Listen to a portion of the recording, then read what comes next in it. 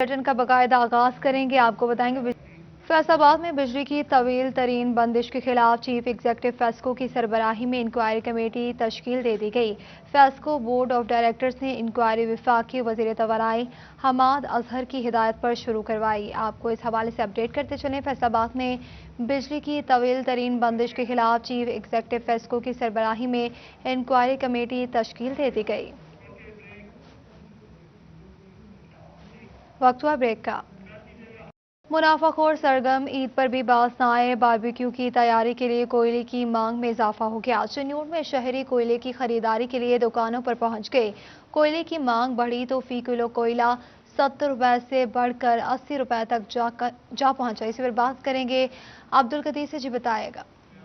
बिल्कुल, ईद उल अज़हा का आज दूसरा रोज़ है और दूसरे रोज़ सुन्नत इब्राहिमी की अदायगी के बाद जो फर्जंदान इस्लाम है वो बारबेक्यू और मज़े मज़े के खाने और पकवान की तैयारी में मसरूफ़ हैं। देखा जाए तो कोयले की मांग भी बढ़ चुकी है। मेरा कैमरामैन अरीज़ आपको दिखाई भी सके तो कोयले की जो है वो यहाँ पर डिमांड ज़्यादा हो चुकी है।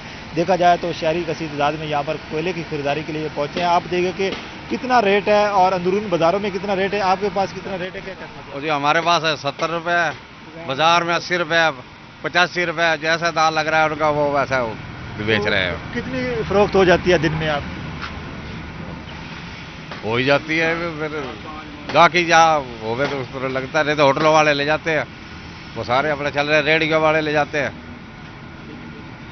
बिल्कुल, दुकानदार की बात आपने सुनी। उनका ये कहना है कि हमारे पास जो है वो 70 रुपये फी किलो के हिसाब से जो है वो कोयला फरोख्त हो रहा है, जबकि अंदरून बाजारों में देखा जाए तो वहाँ पर 80 से 100 रुपये फी किलो बिक रहा है। इस चलते कुछ गाहक भी हमारे साथ मौजूद हैं। भजन, आप देखें कि जो है वो ईद उल अज़हा का आज दूसरा रोज़ है, कोयले की फरोख्त जारी है, आपने भी कोयला खरीदा, क्या कहते हैं इसमें? भाई ईद है ना, सुबह तंग करके खरीदा है कोयला ने।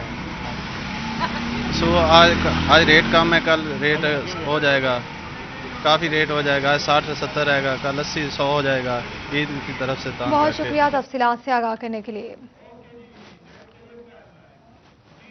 कुर्बानी कर ले, गोश्त भी बांट दिया, बारी है गोश्त खाने की। दूसरे रोज भी रिश्तेदारों की दावतों का सिलसिला जारी है। इसी पर बात करेंगे अपने नुमाइंदा तैयब मकबूल से। जी तैयब, बताइएगा। जी बिल्कुल, सुन्नत इब्राहिमी की अदायगी का सिलसिला तकमील के आखिरी मराहल में दाखिल हो चुका है। गोश्त जो बना लिया गया है, कुर्बानी मुकम्मल हो चुकी है, गोश्त बांट भी दिया गया है, मगर अब उस गोश्त से तरह तरह के पकवान भी बनाए जा रहे हैं, रिश्तेदारों की दावतें की जा रही हैं और खूब मज़े उड़ाए जा रहे हैं। इस वक्त फैसलाबाद में भी ईद का दूसरा दिन रिश्तेदारों के नाम किया गया है। जिन घरों में कुर्बानी की गई है वहाँ पर उस कुर्बानी के गोश्त मुख्तलिफ तरीके के पकवान तैयार किए गए हैं, अपने रिश्तेदारों को दावत दी गई है और फैमिलीज़ मिलकर उस गोश्त से लुत्फ़अंदोज़ भी हो रही हैं। इस तरह मैं फैसलाबाद में इसी तरह की एक फैमिली के हाँ मौजूद हूँ जिन्होंने कुर्बानी का अमल मुकम्मल कर लिया है और उन्होंने अपने रिश्तेदारों को दावत दी है। यहाँ पर खूब हल्ला गुल्ला हो रहा है और जो पकवान तैयार किए गए हैं उससे छोटे बड़े बच्चे बूढ़े सब लुत्फ़अंदोज़ हो रहे हैं। हमारे साथ अहले खाना मौजूद है, माँ जी हमारे साथ मौजूद है, उनसे भी मज़ीद को बात करते हैं इस वाले से। माँ जी बताइएगा, कुर्बानी आपने कर ली है, आज दावत दी है, आपके अजीज़ व क़ारिब आए हुए हैं, क्या ये सिर्फ इनको आज बुलाया गया है या हर ईद पे आप इसी तरह सबकी दावत करते हैं? और बताइएगा आज कौन कौन आपके घर आया हुआ है? बिस्मिल्लाहिर्रहमानिर्रहीम। मेरे सब रिश्तेदार बहन भाई जिनको बुलाती हूँ, हर साल मैं कुर्बानी करती हूँ और जिन भाइयों बहन भाइयों को, बच्चों को, सभी को इनवाइट करती हूँ, सभी आते हैं और सभी अल्लाह गुल्ला करते हैं। कुर्बानी के ईद वाले दिन भी कुर्बानी होती है, ईद के दूसरे दिन भी कुर्बानी होती है और सभी को बुलाती हूँ। जो आते हैं मेहमान नवाजी के तौर पे उन सब की मैं मेहमान नवाजी करती हूँ और अल्लाह के घर में यही दुआ है कि हमेशा ये साल आता साल भी इंशाअल्लाह अल्लाह के हुक्म से ऐसे कुर्बानी होगी, ज़िंदगी रही तो ऐसे ही सभी बहन भाइयों को बुलाऊंगी और सभी के साथ ऐसे ही मज़े के खाने पका के खाएंगे। जी बिल्कुल, हर साल की तरह तफसीलात से आगाह करने के लिए।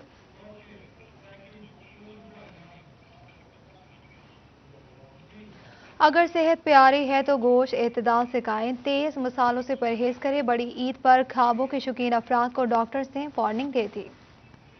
कुर्बान को खाबों और चटपटे खानों की ईद भी कहा जाता है, जबकि अक्सर लोग इस मौका पर ज्यादा गोश्त खाने के चक्कर में अस्पताल पहुंच जाते हैं। आप पोर्शन में खाएं जो इस गैस्ट्रो वाले हैं, और साथ बेसिकली आप उसको साथ कोई टैबलेट वगैरह या नोस्पा वगैरह साथ वो बेहतर है। जिनको गैस्ट्रो का ज़्यादा इशू होता है वो साथ कोई मेडिसिन ले लें, और बेहतर है इससे आप साथ सेमिनर वगैरह पी लें, और कम खाएं, पोर्शन में खाएं, नमक और चिकनाई से परहेज़ करें जितना हो सकता है। तिब्बी माहिरीन ने खबरदार किया है कि अगर सेहत प्यारी है तो एतदाल से खाएं, तेज मसालों से परहेज करें, वरना फूड पॉइजनिंग, गैस्ट्रो, मैदे के मसाइल पैदा हो सकते हैं। ये बड़ी ईद है, इसमें खाना हम सबका हक बनता है, लेकिन थोड़ा सा अपनी सेहत भी हमारा हक बनता है ना। जो शुगर के मरीज़ हैं, उसके अलावा जो ब्लड प्रेशर के मरीज़ हैं, उनको थोड़ी एहतियात करनी चाहिए। वो अगर खाना उनके लिए घर में बन रहा है तो नमक मिर्च मसाला कम रखें, इसके मसाइल बढ़ सकते हैं। आप खाएं ज़रूर, लेकिन अपनी सेहत को मद्देनज़र रखते हुए थोड़ा लिमिट में खाएं। डॉक्टर्स का कहना था कि खाने में बेतदाली की वजह से हर साल ईद कुर्बान पर सैकड़ों अफराद मुख्तलिफ मसाइल का शिकार होकर अस्पताल पहुंच जाते हैं। ताहम इससे बचने का एक ही तरीका है कि कम मिर्च मसालों और एतदाल के साथ खाया जाए। कैमरामैन अलीजेब के साथ वकार गुमन, सिटी 41 चिन्योट। अपडेट करें, ईद कुर्बान का दूसरा रोज 7000 शहरियों ने तफरीह के लिए रेस्क्यू हेल्पलाइन पर कॉल मिला थी। इसी पर बात करेंगे वकास बेग से, जी बताएगा। ईद कुर्बान का मौका है और इस मौके पर तमाम तर रेस्क्यूअर जो हैं ये अपनी ड्यूटी पर मौजूद हैं और अपनी ड्यूटी करते हुए घरेलू खुशियां जो हैं उनको कुर्बान कर रहे हैं सिर्फ शहरियों की मदद के लिए। अगर ईद के पहले दिन यानी गुज़िश्ता रोज़ की बात की जाए तो सिर्फ एक दिन के दौरान 7000 से ज़ायद कॉल्स जो हैं मदद के लिए मौसूल हुई रेस्क्यू 1122 पे, जिस पे जो है फौरी तौर पर रिस्पॉन्स करते हुए रेस्क्यू ने इमदादी कार्रवाइयाँ की। इसमें अगर जिक्र किया जाए तो 18 मुकामात ऐसे थे जहाँ बारिश की वजह से कहीं दीवार गिरी, कहीं छत गिरे, उन तमाम तर लोगों को जो है मदद फराहम की गई। जबकि 141 के करीब मेडिकल एमरजेंसी जो है ये भी ईद के दिन जो है ये रेस्क्यू 1122 फैसलाबाद ने डील की। इस हवाले से रेस्क्यूअर्स हमारे साथ मौजूद हैं, मोहम्मद मूसा, हम इनसे भी जानते हैं। मूसा भाई, ये बताइएगा कि ईद के दिन लोग जब अपने प्यारों में होते हैं, घरों पे ईद मना रहे होते हैं, आप जो है शहरियों की मदद के लिए यहाँ पर मौजूद होते हैं, तो कैसा ये जज्बा होता है आपके रेस्क्यूअर्स का और आपका? अस्सलाम वालेकुम। सबसे पहले सर, सब हमारी फैमिलीज़ है, जो भी है, हम अपनी फैमिली को छोड़ के आए हैं सब सिर्फ उनके लिए, उनकी खिदमत के लिए, ताकि वो ईद उनकी गुजर सके। और ईद में जो भी बड़ी ईद है, जितनी भी एमरजेंसीज है सब उनको डील करे और उनको कोई परेशानी ना हो। वो एक आयत है सर के, जिसने एक इंसान की जान बचाई, गोया उसने पूरी इंसानियत की जान बचाई। तो सिर्फ उसी जज्बे के लिए, अवाम की खिदमत के लिए, अवाम की खिदमत के लिए हम ईद पे भी यहाँ पे उनके लिए मौजूद है, ताकि अगर कोई भी मुश्किल आ सके तो बर वक्त कार्रवाई करके हम उनकी खिदमत कर सके। मूसा साहब, ये बताइएगा कि ईद के एक दिन में भी लोगों की जानिब से जो मज़ाक के लिए कॉल की जाती हैं, टाइम पास के लिए कॉल कर दी जाती हैं, उनको आप क्या पैगाम देंगे जो कि दूसरों का भी वक्त बर्बाद कर रहे होते हैं? सर, जो भी कॉल इस तरह की आती है, उनका सबसे बड़ा नुकसान ये होता है कि जिनको एमरजेंसीज होती है ना, उनका नंबर सर नहीं लग रहा होता, और ये बिला वजह बार बार सर कॉल्स करते हैं, जिसमें ज़्यादातर बच्चे होते हैं और कुछ बड़े लोग भी होते हैं जो बिला वजह मजाक के लिए कॉल करते हैं और फेक कॉल्स चलाते हैं, जिससे हमारा वक्त ज़ाया होता है और लोगों को मुश्किलात का सामना करना पड़ता है, जिनसे उनकी कॉल लग नहीं जाती और वो बाद में सर कंप्लेन करते हैं कि सर कॉल्स नहीं लग रही, हम बार बार कॉल्स कर रहे हैं। जी बिल्कुल, आपने बात सुनी इनकी भी कि सिर्फ ईद के एक दिन में 7000 से ज़ायद कॉल मौसूल हुई, जिन पर रेस्क्यू की जानिब से जो है 261 कॉल्स पर मदद फराहम की गई, जबकि बाकी मौसूल होने वाली 6000 आगाह करने के लिए पीटीआई एमपीए फिरदौस राय ने ओल्ड एज होम का दौरा किया। इसी पर बात करेंगे अपने नुमाइंदा उमैर अजमत से। जी उमैर, बताइएगा। आपको इस हवाले से आगाह करते चलें कि पीटीआई एमपी फिरदौस राय का ओल्ड एज होम का दौरा, ओल्ड एज होम में मकीम बुजुर्ग अफराद के साथ ईद मनाई और वहां मकीम अफराद में खाना भी तकसीम किया। आपको इस हवाले से आगाह करते चलें कि पीटीआई एमपीए फिरदौस राय का ओल्ड एज होम का दौरा, ओल्ड एज होम में मकीम बुजुर्ग अफराद के साथ ईद मनाई और वहां मकीम अफराद में खाना भी तकसीम किया। आपको इस हवाले से बताएं कि पीटीआई एमपीए फिरदौस राय का ओल्ड एज का होम का दौरा, ओल्ड एज होम में मकीम बुजुर्ग अफराद के साथ ईद मनाई और वहां मकीम अफराद में खाना भी तकसीम किया। आपको इस हवाले से बताते चलें कि ईद की मुनासबत से ओल्ड एज होम में तकरीब का एहतमाम किया गया, जिसमें पीटीआई की एमपीए फिरदौस राय ने शिरकत की और वहां पर मकीम बुजुर्ग अफराद के साथ ईद की खुशियां मनाई और वहां पर मकीम अफराद में खाना भी तकसीम किया गया। आपको इस हवाले से बताएं कि ईद है और ईद की खुशियों को दुबाला करने के लिए पीटीआई की एमपी फिरदौस राय ने ओल्ड एज होम का दौरा किया और वहां पर मकीम बुजुर्ग अफराद के साथ टाइम स्पेंड किया, उनमें तहाइफ तकसीम किए, खाना भी तकसीम किया। आपको इस हवाले से अपडेट करें, पीटीआई एमपीए फिरदौस राय का ओल्ड एज होम का दौरा।